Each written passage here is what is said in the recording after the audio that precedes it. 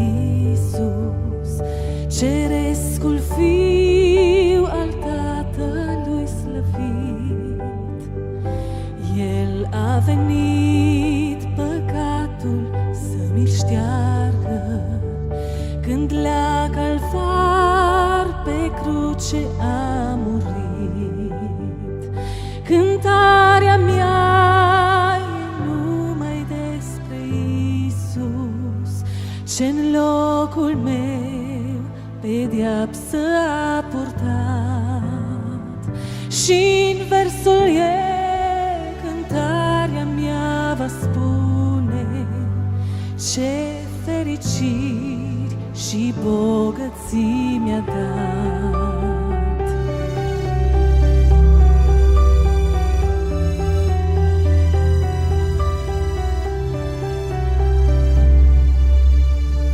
Cămașa lui stropită-n sfântul sânge, crucea și spinii și păcatul meu, mormântul gol, speranța revederii. Despre aceasta voi cânta mereu. Cântarea mea e numai despre Iisus, ce-n locul meu pedeapsă a purtat. Și-n versul ei cântarea mea va spune ce fericiri și bogății mi-a dat.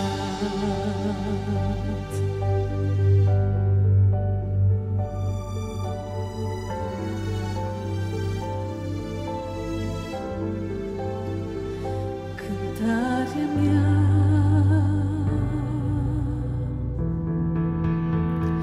cântarea mea va fi doar despre Iisus, chiar peste râu odată-n veșnicii, cu imnul sfânt al miilor de îngeri.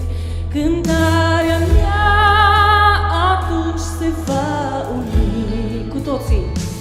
Cântarea mea e numai despre Iisus, ce-n locul meu pedeapsă a purtat.